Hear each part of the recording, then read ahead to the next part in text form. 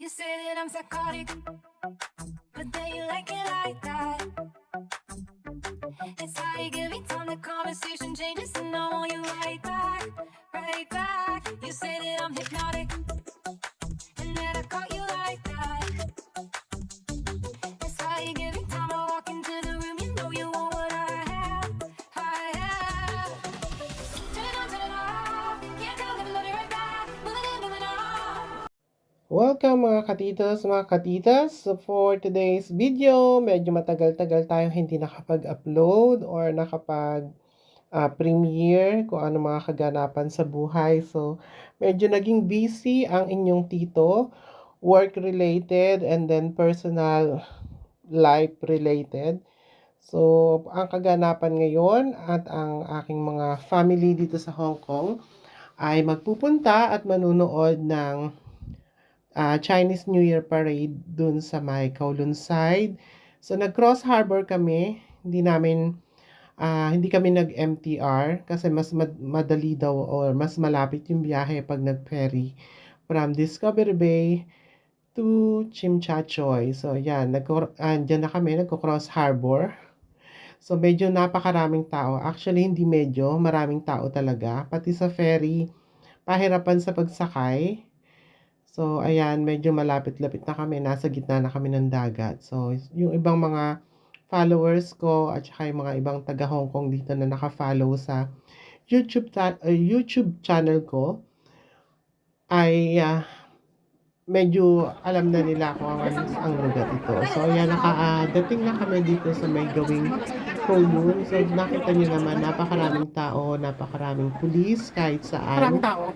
So, naglakad na lang kami from the pier, dun sa may pag nag-cross harbor kami. So, andyan na kami ngayon, nakarating na kami sa may Nathan Road.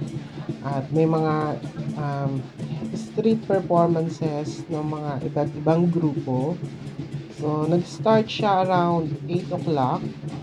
And then, natapos siya ng mga mag-11. So, guys, hindi na namin tinapos kasi pag nagkasabay-sabay mag-alisan lahat ng tao, may kasama kaming mga bata. Baka maipit kami or mahirapan kaming umalis dyan sa lugar na yan. Kasi magdi-dinner pa kami after dahil nga alas 5 yung ferry na kinuha namin dahil kailangan maaga kaming makarating sa lugar na to para makakuha ng medyo maganda-gandang spot or pwesto. Dahil nga sa sobrang daming tao dahil I think 5 years na hindi sila nagkaroon ng ganitong sa celebrate ng Chinese New Year due to pandemic. So, ayan, napakarami. Ilan lang to sa mga highlights ng event. So, yung iba hindi ko na nakunan or na-videohan. So, ito lang yung mga ibang na kuhanan ko ng footage kasi nga sobrang daming tao, ang hirap kumuha ng video. So yan, selfie stick pa ako yan, sobrang taas, and then sinuzoom in ko na yung camera para makakuha naman ng kahit medyo maganda-gandang footage para sa ating pang premiere for today's video. So first time kong nakanood ng parade ng Chinese New Year dito sa Hong Kong. For almost 17 years ako nagtrabaho dito sa Hong Kong kasi mostly kasi talaga nag-stay lang ako sa DB dito sa may lugar namin sa Discovery Bay. Hindi ako lumalabas na masyado, pumupunta ng town kahit na may mga event or may mga palabas na ganito. So this year napagkasundoan namin na manood ng parade for the Chinese New Year celebration. So, napakaraming mga nag-perform, and then meron pa rin silang mga float na magpaparade dyan mamaya. So, yun nga, so, napakaraming talagang tao. So, isang street yan, punuan ng tao. So, yan yung sa may Nathan Road. So, luckily, nakakuha yung mga kaibigan namin ng magandang pwesto dito sa may bandang harapan kung saan talagang yung mga kasali na mga performers, mga grupo. Medyo malapit-lapit kami dyan sa lugar na yan. Kaya medyo nakakuha tayo ng reasonable na footage. So guys, ang dami talaga mga nag-perform dito sa celebration or parade celebration for the Chinese New Year. Mga iba't ibang grupo, minority groups. And then yung iba, may Cathay company, meron silang float. Ang Disneyland, meron din silang float. And then, meron din mga nag-perform dito later on na mga cheerleader galing sa ibang bansa. Kalimutan ko na yung pangalan, pero nag-perform din sila dito. And then, meron din dito na galing sa Pilipinas, yung galing ng Bacolod, masquerade group na nag-perform din. And meron yung Master of Ceremony, napaka very maganda siyang mag-host ng event. Nakikipag-chikahan siya sa mga audience, sa mga nanonood. Tinatanong niya kung taga saan yung mga certain group of people na nakita niya. Merong mga taga-Indonesia, Pilipino, iba't ibang lahi. Hindi lang local, marami rin mga turista na nanonood galing sa iba't ibang bansa. Yung iba kasi bumibisita, tinataon nila na Chinese New Year para ma-experience nila at makita nila first hand kung paano mag-celebrate ng Chinese New Year ang mga taga Hong Kong.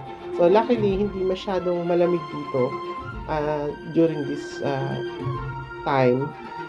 So before nung parade na to, mga few days before, talagang sobrang lamig.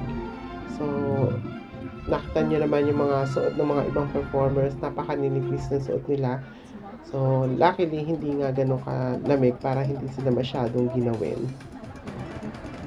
So ayan na nga guys, ayan na, nag-umpisa na yung ating hinihintay na float or yung parade na mayroon iba't ibang floating vehicle na ayan, napaka-bongga. This is from the Cathay Pacific Company. Mga piloto, flight attendant, at meron din mga nagsasayaw. So napaka-tagal actually ng parade nito kasi from 8 o'clock and then almost 10:30 na natapos. So mag-aalas 11. And sabi ko nga hindi na namin hinintay dahil meron kaming batang kasama at magdi-dinner pa nga. Pagkatapos nitong event pagkatapos ng float na to, siguro mga 2 o 3 float lang yung inabutan namin or hinintay namin, and then umalis na kami dahil nga magdi-dinner pa kami. So nagpunta kami ng Yamate after this, dinner kami sa isang store na pagkagabi meron mga stall or mga restaurant doon. And then meron din isang stall na benta ng isaw, barbecue, hotdog, may balot. So doon kami kumain. So hindi ko na sinama dito sa main footage na to dahil super gutom na talaga nung pagdating namin doon. Kanya-kanya na ng order and then kain na dahil nga super gutom kami. So hindi na ako nakapag-video para isali dito. So ito na lang mga parade at saka street performance yung nandito sa ating video for today. Ganun. So yun, sana guys ay magustuhan nyo. Medyo wala na ako maikwento. Ano pa ba ang ating kailangan ikwento?